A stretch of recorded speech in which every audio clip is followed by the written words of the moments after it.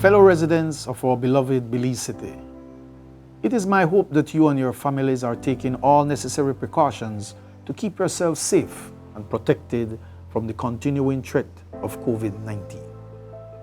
As mayor of the largest and most populated municipality, I feel compelled to address you during this time of growing uncertainty and consternation.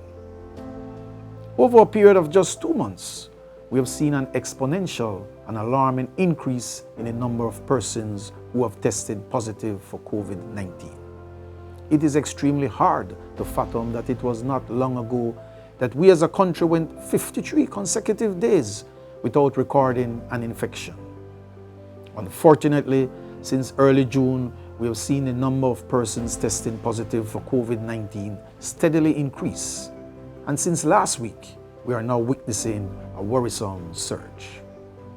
Today, as I address you, our Belize City residents, the total number of confirmed cases stands at a disturbing 177.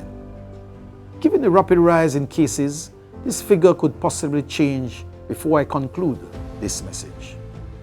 For the second time, San Pedro Town has been forced to lock down and is now considered Belize's epicenter for COVID-19. Additional cases have been recorded in the Orange Walk, Corozal, and Cayo districts, with the former seeing 3 of its villages placed on lockdown. Here in Belize City, 5 cases have been reported, thereby triggering the Ministry of Health to significantly expand its test screenings. My fellow residents, if we are to be honest with ourselves, which we always endeavor to be, we must concede that individually and collectively we may have prematurely let our guard down into thinking that COVID-19 would just vanish into thin air. What we have learned and what is now laid bare before our very eyes is that COVID-19 remains a clear and present danger. This lethal disease, which first manifested itself as an endemic, is now being referred to as a pandemic. This is to say that COVID-19 will be with us for a very, very long time, and as such, we must all treat this threat seriously. COVID-19 is a global public health emergency, and as is the case with any such emergency, we all bear an individual and collective responsibility. We must continue to heed the protocols and preventative measures set forth by the Ministry of Health. I strongly urge all Belize City families to develop, if you haven't done so already, a family emergency plan that will help to cope with the threat of COVID-19. We should continuously insist to family members the importance of wearing a mask, washing hands, maintaining social distancing, avoiding crowded places, and touching of eyes, nose, or mouth. Additionally, we should emphasize the significance of practicing good respiratory hygiene and staying at home.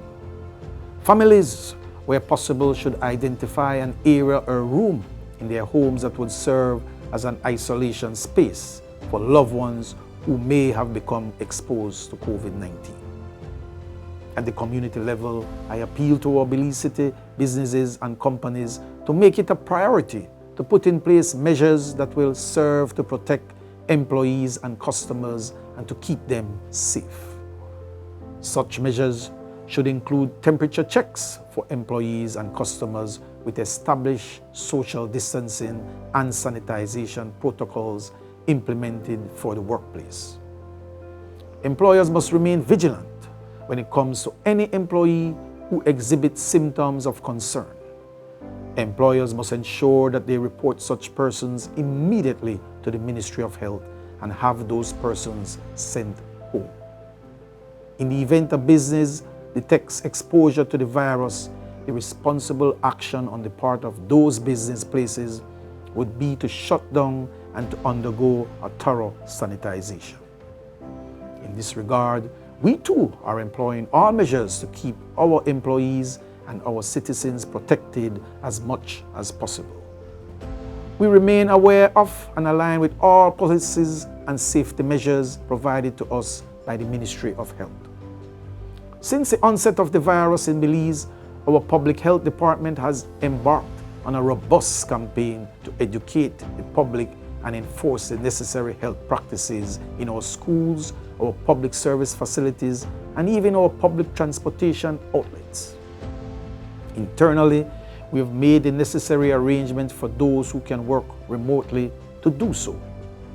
We are also keeping a vigilant eye on the health conditions of our essential staff who hail from all corners of this country in order to act swiftly and accordingly in the face of a potential threat. My friends, as a community, a city, and a nation, we are wary and worried. Our fears will only continue to grow as the number of COVID-19 cases continue to grow. We need not allow our fears, however, to turn into panic. As Belizeans, we have always been a resilient people and have overcome many tragedies and many challenges. COVID-19 has shaken us to the core and has given us pause for sober reflection. And as it continues to rage, so too must our individual and collective resolve. Together as a nation, a city, and a people, and with our abiding faith in God, we will overcome this global tragedy. As I close, I appeal to everyone to end the stigmatization of those persons who have tested positive for COVID-19. At the same time, I salute those brave souls who have come out publicly and shared their personal stories with us after testing positive. Lest we forget, COVID-19 does not discriminate and has infected persons from all walks of life.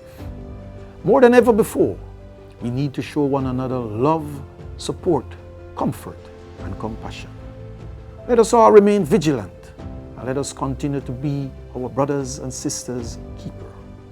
COVID-19 is not letting up. Therefore, we must not let up. Continue to wear your mask. Continue to wash your hands regularly. Continue to practice social distancing. And please, stay at home. May Almighty God continue to protect us and to keep us all safe. Thank you.